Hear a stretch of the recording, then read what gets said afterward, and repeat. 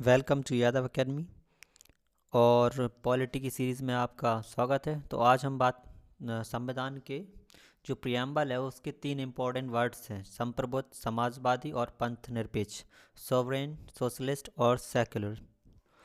तो उसके बारे में आज हम इस वाली वीडियो में जानेंगे।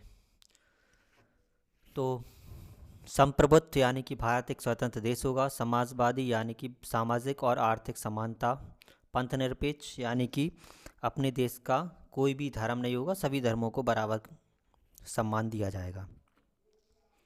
तो पहला जो हमारा शब्द है वो है संप्रभुता यानी कि सॉवरेन। तो इसका सिंपल सा मतलब होता है कि पूर्ण स्वतंत्रता, कि भारत जो है अब वो किसी भी देश के अधीन नहीं होगा, क्योंकि उस टाइम पे जो इंडिया था वो ब्रिटेन का ब्रिटेन का गुलाम था, ब्रिटेन का ही राज चलता था। तो जो भी निर्णय लेते थे वो ब्रिटेन की सरकार लेती थी, चाहे अंदर के मामले हों या बाहर के। तो अब जो मामले रहेंगे वो सारे के सारे भारत अपना खुद लेगा, उसमें किसी भी देश का कोई भी हाथ नहीं रहेगा। तो जो संप्रभुता के प्रकार हैं वो दो तरीके के होते हैं, एक रहता है आंतरिक संप्रभुता, एक रहती है बाहरिक। आंतरिक का मतलब रहता है कि जो भारत के अंदर जो कानून रहेंगे वो, और बाहरी संप्रभुता का मतलब होता है कि जो एक्सटर्नल दूसरे देशों के साथ संबंध या और बाकी की सारी चीज़ें रहेंगी दूसरे देशों से, वो रहते हैं बाहरी। तो अ, संप्रभुता में क्या रहेगा कि जो जितने भी आंतरिक निर्णय रहेंगे, कि भारत को जो भी कानून बनाना हो, कोई भी निर्णय लेने हो कि देश कैसे चलाना है, सारे एक चीज़, सारे के सारे निर्णय भारत खुद लेगा। और बाहर में कि किसी देश के साथ हमें क्या संधि करनी है, कौन कौन से देशों के साथ हमें दोस्ती करनी है, किसके साथ क्या लेना करना है, वो सारे के सारे निर्णय हमारे खुद के होंगे। ना कि कोई हमें बताएगा कि नहीं तुम इससे दोस्ती करो, इससे नहीं करो, इससे ये चीज़ खरीदो, इससे ये नहीं खरीदो। तो ये हमें कोई भी बता नहीं सकता। जैसा कि अभी बीच में कुछ टाइम पहले अपने यहाँ पे हुआ था कि रसिया ने कहा था कि यूएस ने कहा था कि रसिया से ऑयल नहीं खरीदेंगे। तो ये सारी की सारी चीज़ें हैं। अब अगर एग्जाम्पल के तौर पे देखा जाए, तो उदाहरण के तौर पे देखा है कि जो भारत का अंतर्राष्ट्रीय संधि किसके साथ उसे करनी है, कौन कौन से देशों के साथ क्या क्या संधि करनी है, ये रहेगा। भारत में कौन कौन से कानून बनाने हैं, कौन कौन से नियम बनाने हैं, वो सारी चीज़ें। दूसरे देशों के साथ कैसी नीति रखनी है। और जो भारत का संविधान है वो 26 जनवरी 1950 को लागू हुआ था, और उसी दिन हमारा जो देश था वो प्रभुत्व संपन्न यानी कि संपूर्ण प्रभुत्व संपन्न बन गया था, कानून कॉन्स्टिट्यूशन लागू होने के बाद, गणतंत्र दिवस के बाद। दूसरा शब्द है वो है हमारा समाजवादी यानी कि सोशलिस्ट। इसका अर्थ होता है लोकतांत्रिक समाजवाद।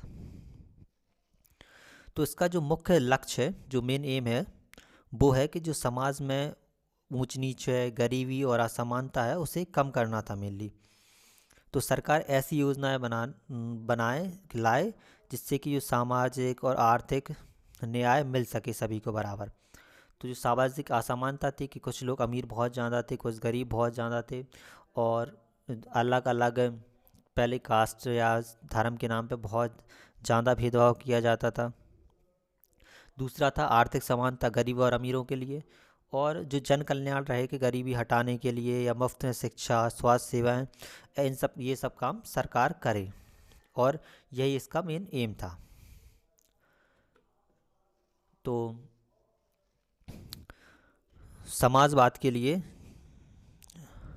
जो सरकार का मेन काम था, जो प्रस्तावना लिखा था उसमें बताया गया था कि जो देश में मेन काम रहेगा वो रहेगा सरकारी जन कल्याण योजनाएं, शिक्षा से लेके स्वास्थ्य, और जो बुनियादी ढांचे रहेंगे जैसे कंस्ट्रक्शन, रोड वगैरह या यूनिवर्सिटी कॉलेज वगैरह बनाना, ये सारी की सारी चीज़ें।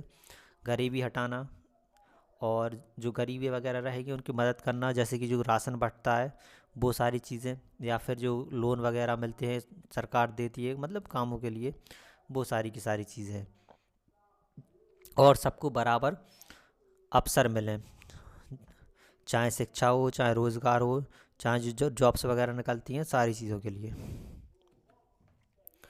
फिर अब अगर ये देखा जाए तो ये क्या है, पॉइंट एग्ज़ाम के हिसाब से काफ़ी इंपॉर्टेंट है कि जो समाजवादी और पंथ निरपेक्ष वर्ड, जो दो वर्ड हैं, ये जो शुरुआत में जब संविधान बना था, मूल संविधान, उसमें नहीं थे।